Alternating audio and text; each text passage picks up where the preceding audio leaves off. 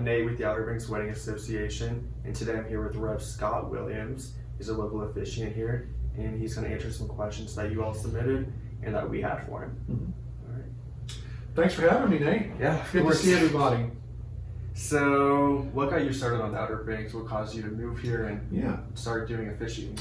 Yeah, well, I moved here back in 2009 and to oversee a ministry that I serve with. I've been serving them with 22 years, the Fellowship of Christian Athletes, FCA. So we moved out here to oversee the organization in this part of the state. And right after we moved here, a friend that I got to know said, since I'm an ordained minister, I ought to look at getting into the wedding business. And I thought, I don't know about that. I had married some folks in Raleigh where I moved from, but I knew that was kind of a big commitment. So I thought about it. I talked to some people, and actually that first summer I did 4, and I came to love it. Yeah. But we moved here to basically for the ministry of FCA, and then it turned into an opportunity to serve as an officiant here. So now doing that, do you feel like you spend more time doing officiating, more time with FCA, or sort of like a 50-50? Yeah, it's definitely more time with FCA. That's my full-time position. It's way more than full-time. Yeah. And so I consider the officiating more part-time, but I'd love to continue to add couples and business, if you will, because I really enjoy it. But I am pretty swamped by the responsibilities for the other organization. So how long have you been doing weddings here on the Outer Banks? You said you moved here in 2010? I moved here in August of 2009, moved full-time here, where I was here the whole time in March of 2010. And that summer is when I did my first 4 weddings, I believe. So that was summer 2010. After that, we ramped the business up. We incorporated ourselves. We joined this organization. We started an online presence and a social media presence just to kind of ramp it up a little bit. But it's 2010 is when we officially started. So since then, how many weddings do you think you've probably done? Ballpark. Yeah, maybe 250 total. Wow. Maybe close to 300, but no more than that. Yeah, it's a lot. Yeah. For a couple that's looking for a destination wedding, they don't really live here, Mm-hmm. but they love the Outer Banks and they want to get married here. Do you have advice for them if they want to book your services or if they're looking for an officiant? Yeah, I just simply, my website has all the information about the packages, the pricing, a bunch of reviews, and so if you want to check out my services and really who I am, that's a great place to start.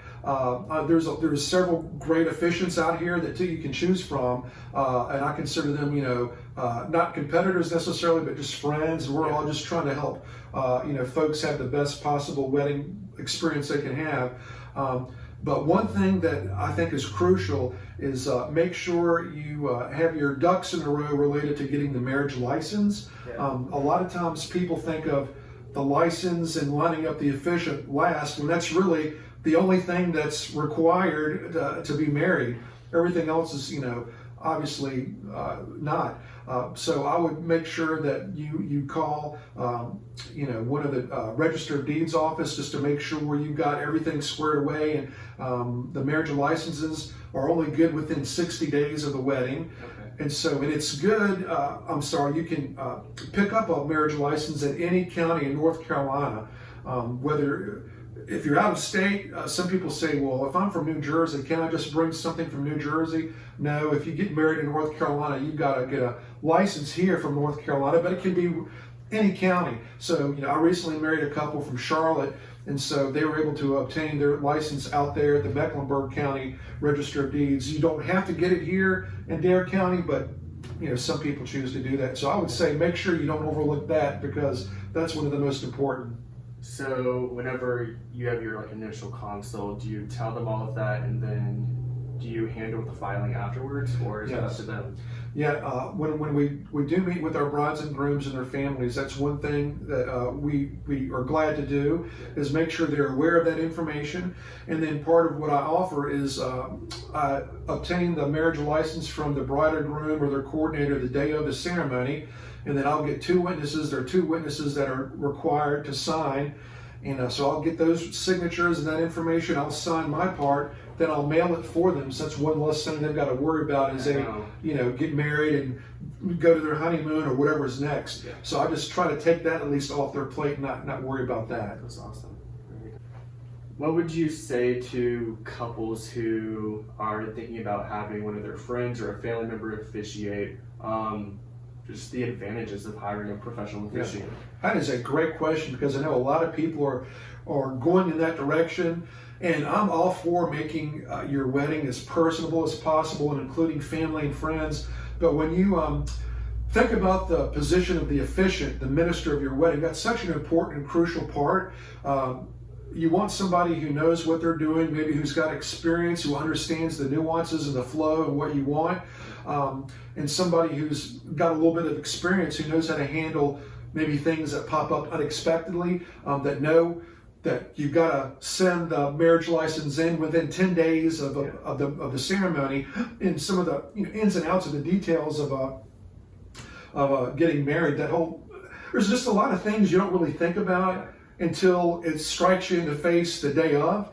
And so if you have a family or a friend who gets ordained and wants to do it, they may not be aware of what's required and how to handle some of the issues that pop up. So I would feel comfortable helping people come to understand that it's important to have a professional when it comes to at least the officiant, just to handle any unforeseen issues that may happen, as well as handling all the business end of that as well. Have you ever had anybody or heard of anybody having a friend do it and then they never turn in the license and then it just doesn't work? I have heard of that, but I've never worked with a couple I've talked to somebody who that's actually happened to them. But I have heard that there have been stories like that of relatives, an uncle or whoever, that did not either mail in the license or forgot to fill out. You got to fill out the license a required way too. You just can't kind of shoot from the hip and send it off. And the counties require certain information to be done in a certain way, so you got to know what you're doing. Yeah, definitely. And there's also all the towns here that have their different rules, right, regarding tents and stuff. Yeah. Each town may have some certain rules and regulations. I know that Cape Hatteras National Seashore, you've got to have a permit. You just can't show up one day and throw your wedding. Park ranger may come up to you and have a visit, but so there are some things along that line as well that it's important to know. Yeah, definitely.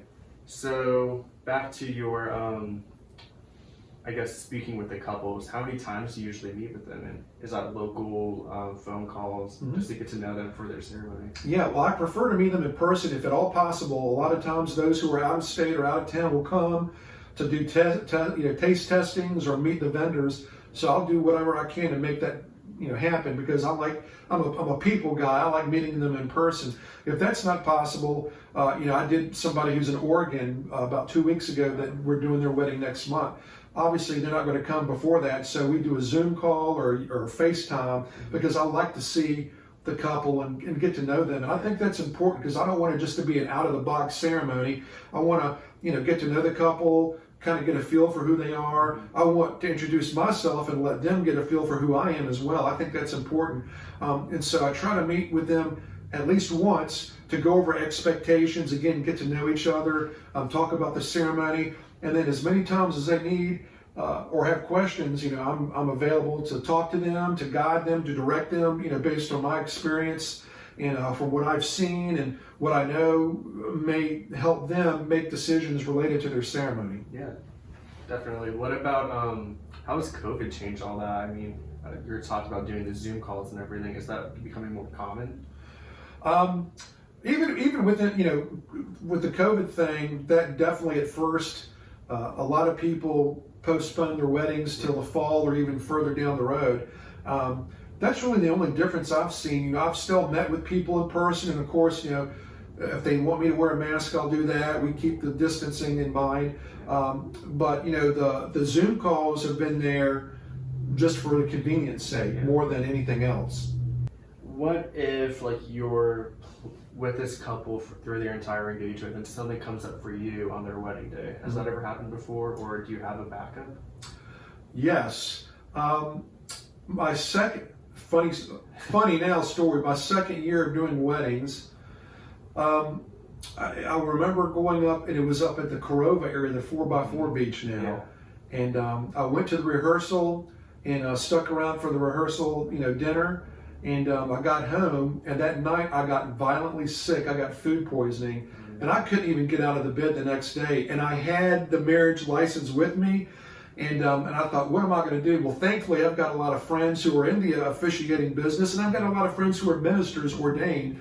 And so thankfully I was able to call. I called several people and eventually found one that was able to help me out. And my wife took him the marriage license, and then he went up and did that for me, which was so nice. So that's kind of one story that is one of those that I can't believe happened. Yeah. But that's a good question. You want to cover all your bases, and so again, I know several officiants here that I can call in the case of an emergency, and then I've got several friends who are ordained ministers that would help me out in a pinch as well. That's definitely super helpful, especially Yeah. when something like that Oh, happens. yeah. So with, I guess, more weddings being postponed, the size going down, what do you think are some of the benefits of having smaller micro weddings or elopements? Yeah, I'm all for having the big weddings with family and as many friends as you could possibly have, because it's such a special occasion. But I think there's some advantages to the smaller weddings because they're more intimate. You're able to see and visit with everybody there and build some memories and experiences that you'll never forget. And so while I love the big weddings, I think there are some advantages to doing the smaller ones based just on the intimacy factor there. Definitely. So for a lot of your weddings, do you have like a sort of script you follow, sort of routine or timeline, or like the average time that it takes? Yeah, typically the normal ceremony is anywhere from 15 no more than 20 minutes. And what I do is I start every ceremony with a template, and then after talking with the bride and groom, we'll add personalization to that. Any scriptures or poems or whatever else they want to include. They may want, Uncle so-and-so to have a reading, or somebody to stand up and do a blessing or something, and I'm all for that. I always encourage the brides and grooms to make it as personal as possible. But if it's just the typical outline that I would give to a bride and groom with just all the traditional aspects of it, we're talking 20 minutes tops. Yeah, it's pretty quick, fast. Yeah. I feel like. And most couples appreciate that. I think they want to go ahead and get it done and over with. Yeah. And start partying. Yeah, exactly. Oh yeah, what are your favorite components to incorporate into the ceremony? Yeah. Like a sand pouring, unity candle. Yeah, the sand ceremony is very popular, and I enjoy doing that. The meaning is so significant and it's so profound, but it's so simple to be able to do. I always start the ceremonies with what I call a welcome, to kind of break the ice a little bit, because usually people are just jacked up and nervous, and the bride's gone through all what she's gone through, and the family's done all what they needed to do. And so I like to not get up there and do a comedy routine, but I try to just personalize some things and just kind of help everybody to feel at ease. And then I'll kind of do an opening prayer, just kind of get right into the ceremony. But in my ceremonies, I include prayers, and I include a Bible scripture or a passage or whatever. And I either ask the bride and groom, do they have meaningful ones? And if not, I usually have several that I'll incorporate into it as I kind of formulate, the plan for the ceremony. All right. So what about Rev Scott Williams and you separates you from other officiants here in the Outer Banks? Yeah. Well, again, I think there's some great folks who are doing awesome jobs out here, but what I like to tell my couples is that not only am I interested in wanting to help them have the most awesome wedding day possible, which they will, I'm also concerned with once they get back from the honeymoon, or once life happens as husband and wife, what happens next, once the excitement is over. And so I try to give them tools and resources and be an encouragement. I even give them my name, and they've got my name and number and email, obviously, but I extend the invitation that if there's any questions, if there's anything I can help with, my phone is always on and I'm always available. And a few have taken me up on that, but I mean, I'm serious about that because I want to see these, not just great weddings, but I want to see these marriages thrive in a way God intended. And I want to do all that I can to help make that happen. Especially being such a large part of their wedding day. Yeah. And officiating there when that marries them. So that's definitely good to keep in touch. Yeah. On that, have you ever had couples come back and do a vow renewal, anything like that? Yeah, I've done some vow renewals, but not from couples that I initially married. I still get Christmas cards from some of the families that I've married years ago. I'm Facebook friends with many of them and kind of comment on each other. And then I'll see some comments on my Rev Scott Williams Facebook page. So there's sort of a informal kind of keeping up with people. I've had, parents call me when they were, concerned about their kids' marriages and some things that they saw and wanted some advice and some help. And certainly I pray for them and I may send some material. There's a lady that I'm going to be marrying, her and her husband from New York coming up in a few weeks. And I'm talking to her. She's got some teenage boys that are into sports, and I'm in a sports ministry. So I went and ordered them some New Testaments. One was a hockey New Testament because one of the guys was a prolific hockey player, and then the other kid was an athlete. So I sent them some material just to say, hey, hopefully this can be an encouragement to them. So I like trying to be involved in their lives beyond, that 30-minute window that we'll have on the wedding day. Yeah. Have you ever had siblings or different family members who saw you at the ceremony and was like, I really like him, maybe he should do my wedding? I have heard that. To my knowledge, I've not had one come back yet. There's maybe been a handful of times where a sister or a brother is getting married and they asked me some questions, and I'm not sure whatever happened, but I have talked to some folks about that. Yeah. I feel like I always remember officiating services and food. Yeah. It stands out. Yeah. So what are you sort of seeing as in trends going with weddings in the future, as far as maybe design elements, anything that you're excited about or ready to see go? I think the smaller weddings are here to stay. I think because of the cost of that, because it's a little less stressful, and again, because it's more intimate, I think that brides and grooms will not only remember a little bit more and the people who were there, but those shared experiences will stand out a little bit more. So I think the smaller sized weddings that we've seen are probably not going to go anywhere anytime soon. I agree with you, especially with just having less money. Yeah, that's definitely exactly. Helpful. Yeah. What about is your favorite part of being an officiant? Your favorite part of this job? Again, I'm a people person, so I love meeting people from all over North Carolina and actually around the country. I mean, again, I'm doing a guy's wedding. They're living from Oregon. I've done people from Ohio. I mean, all over the place. And I love meeting people and sharing life.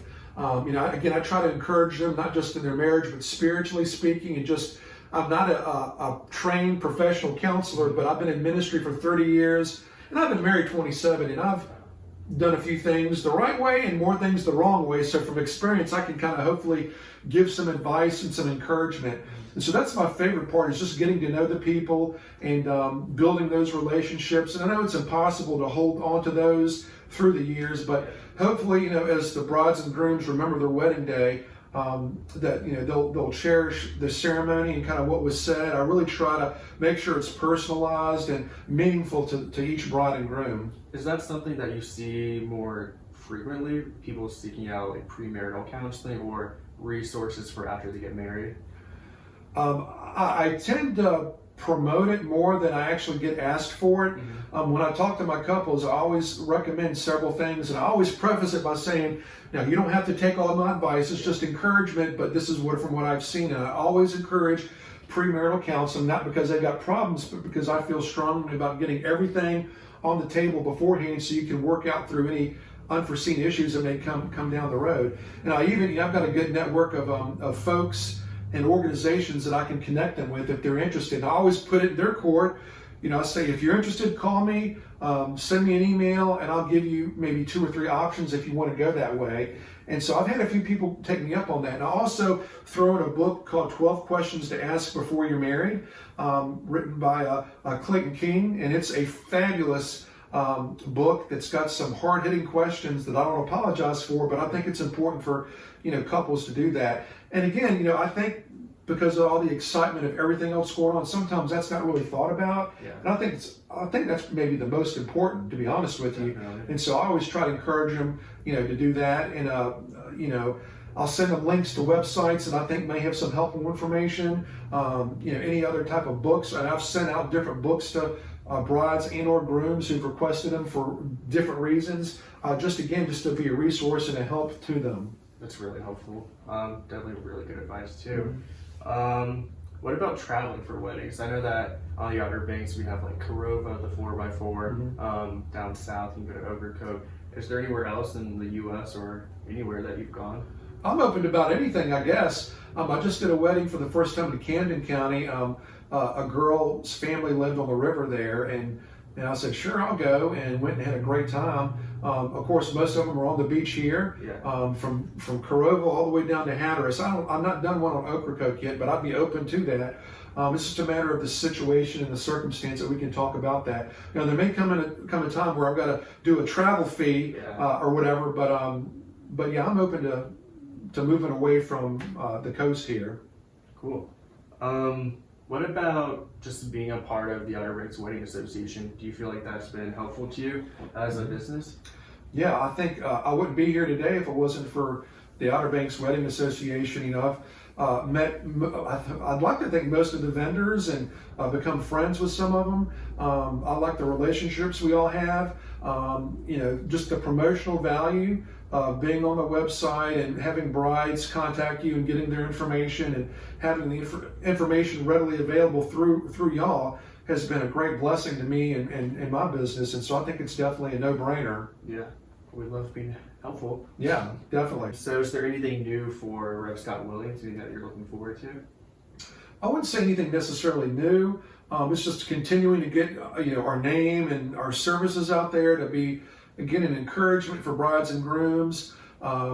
Preferably we'd like to line them up and work with them. But again, I'll tell a bride and groom, even if you go with somebody else, if you need a local honest opinion on other vendors or other things related to the Outer Banks, we want to be available to you and give advice like the marriage license type stuff or other things dealing with family members. Or it's funny that sometimes I'll show up to the rehearsal, they don't have a coordinator, so guess who ends up being the de facto coordinator? Yeah. And so even doing things like that. And so it's just, I wouldn't say anything new, it's just continuing to build on what we've created and established. And again, just getting to know brides and grooms and hopefully being helpful to other vendors as well here and forging and creating some good relationships. Yeah, I feel like a lot of people that we've interviewed for this, they always say hire a coordinator, just that it sort of makes everything more organized. Some people try to think, do I really need that? I want to cut the corner there. I would not do that. Yeah. I was talking and just signed up a girl who is a coordinator by trade, and she was sitting there trying to think of doing it herself, and her fiance, he was like, this is yours, we need to get somebody. I'm like, please do, because it will make so many differences on your wedding day. Yeah, you don't want to be busy running around. Well, no, you got to take care of yourself and your experience. Yeah. I agree. What is like the most common question that you get from couples? Wow, that's a great question. I get, believe it or not, I get a lot of brides asking me for what venue do I suggest? And, obviously most people come out here for the beach. Yeah. That's readily available, but there's so many other great venues that are not on the beach that I try to recommend. You would think the marriage license thing, but I'm more sharing that information. People aren't asking me that as much, which is kind of scary because you do not want to forget something like that. But maybe other vendors, maybe that's another question I get is, what vendors have I worked with? Who do I recommend? Around the vending area with all the different, folks and people that they're looking for. So that's a pretty popular question, is just getting some references or some suggestions that way. Yeah, something that they can, I guess, just have validation for too. Yeah. I feel like we get the licensing question all the time at the office. Yeah, good. Calls, Well, so they're asking somebody then, yeah. All right. So, do you have anything else that you wanted to talk about, or? No, I'm just celebrating my 11th year here on the Outer Banks. Congrats. Doing FCA, but then serving as this officiant. I love doing it, and I'm so grateful for the Outer Banks Wedding Association for all you do, and for all the other vendors. It's just been a pleasure getting to know them and working with them and alongside them at different weddings. And there's a lot to offer here, and it's an exciting place to be. And I'm just glad God moved us here for us to see everything happen on all those different levels. And so, thanks for having me. Yeah, of course. Thank you for coming in and being a part of this with us. Yeah. All right. Well, that was Rev Scott Williams, and bye, I guess.